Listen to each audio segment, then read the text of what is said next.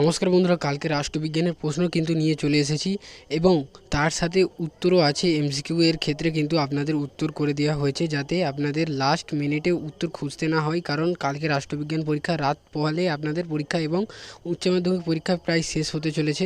এখানে রাষ্ট্রবিজ্ঞানের যে কোনো এমসিকিউ আছে, 24 নম্বরের এমসিকিউ থাকবে 16 নম্বরের, এবং আপনাদের এলকিউ থাকবে 40 নম্বর। টোটাল হচ্ছে 80 নম্বরের আপনাদের এমসিকিউ, এবং এসিকিউ করলেই কিন্তু 40 নম্বর। এবং এখানে যা এমসিকিউ আছে সেই এমসিকিউ কিন্তু সবকটা উত্তরের জায়গায় হাইলাইট করে দেওয়া হয়েছে, অর্থাৎ বোল্ড করে দেওয়া হয়েছে। আপনারা কিন্তু উত্তরগুলো দেখতেই পাচ্ছেন, কোনগুলো বোল্ড করে দেওয়া হয়েছে সেগুলো কিন্তু উত্তর আছে আপনাদের। তাই উত্তর কিন্তু আপনাদের নতুনভাবে আর খুঁজতে হবে না। বর্তমানে এই প্রশ্নগুলো করলেই কিন্তু নতুনভাবে আর কিছু পড়ার দরকার হবে না।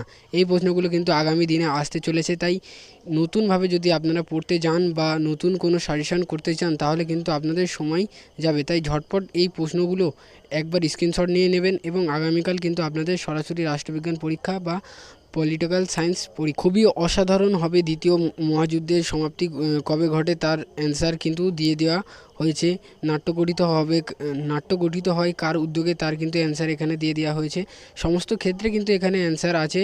অ্যান্সারেরগুলো ভালো করে দেখতে থাকুন, এবং যা যা কোশ্চেন আছে সেগুলো কিন্তু একবার দেখবেন, তাহলে কিন্তু আপনাদের কালকের পরীক্ষা খুবই ভালো হবে। বর্তমানে এই প্রশ্নের বাইরে কিন্তু কোনো প্রশ্ন আসবে না, এবং এই প্রশ্নগুলো করলেই কিন্তু আপনাদের 100% কমন চলে আসবে। তাই বর্তমানে ঝটপট এই প্রশ্নগুলো একবার স্ক্রিনশট নিয়ে নেবেন। তার সাথে কিন্তু এমসিকিউ আছে, কিন্তু এসএকিউ উত্তরগুলো করার সময় হয়নি। তাই ঝটপট করে এসএকিউগুলোই কিন্তু শুধু আপনাদের জন্য করে রাখা হয়েছে। বাকি যে এমসিকিউ আছে সেগুলো কিন্তু আপনাদের নিজে থেকে একবার দেখে নিতে হবে। এবং এসএকিউ এর আপনার অ্যান্সার কিন্তু খুবই সোজা। এসএকিউ কিন্তু খুব কঠিন প্রশ্ন আসবে না। সেই এসএকিউগুলো এবার আমরা তো কি তার সাথে অথবা থাকবে, এরকম প্রতিটি ক্ষেত্রে কিন্তু অথবা থাকবে। টোটাল 16টা প্রশ্ন আপনাদের লিখতে হবে। বিদেশি নীতি কাকে বলে, এই সমস্ত সহজ প্রশ্নগুলো কিন্তু কালকেই থাকবে। কালকে রাষ্ট্রবিজ্ঞান বা পলিটিক্যাল সায়েন্স প্রশ্ন কিন্তু খুব একটা টাফ হবে না। এতদিন যা যা পরীক্ষা টাফ হয়েছিল, কিন্তু কালকে যে পরীক্ষাটা হবে খুবই সহজ প্রশ্ন হবে। কালকের পরীক্ষা নিয়ে কিন্তু আপনাদের কোনো রকম টেনশন করার কোনো কারণ নেই।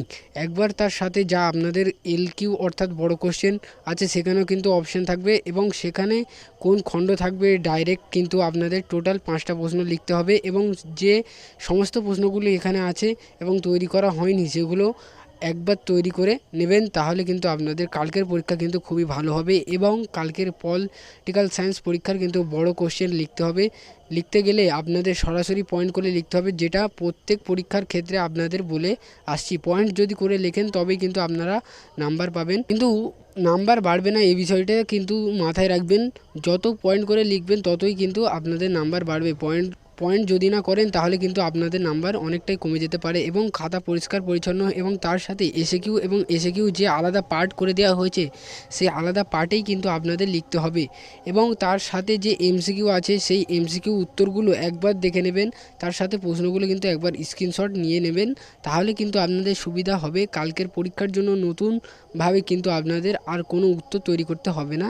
এখানে সমস্ত উত্তর কিন্তু দিয়ে দেওয়া হয়েছে, এবং কালকের পরীক্ষার পরে আপনাদের রেজাল্ট কবে আউট হবে সে সম্পর্কে কিন্তু নতুনভাবে ঘোষণা হয়েছে, সেটাও আপনাদের সামনে তুলে ধরবো। তাই বর্তমানে আগে কালকের পরীক্ষার জন্য প্রস্তুতি নিয়ে কালকের পরীক্ষাটা ভালো করে নিয়ে নাও, তারপরে রেজাল্ট আউট কিন্তু এখানে প্রায় 52 দিনের মাথায় প্রকাশ হবে। সেই 52 দিনের প্রকাশ হওয়ার জন্য যে ডেডলাইন দেওয়া হয়েছে সেই ডেডলাইন সম্পর্কে আপনাদের জানাবো। কিন্তু আগে আপনারা আপনারা এমসিকিউগুলো ভালো করে দেখে নেবেন এবং স্ক্রিনশট নিয়ে নিন।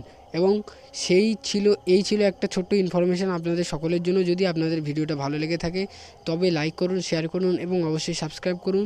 তার পাশাপাশি আপনার মতামত কমেন্টের মাধ্যমে জানান। ভালো থাকুন, সুস্থ থাকুন, ধন্যবাদ।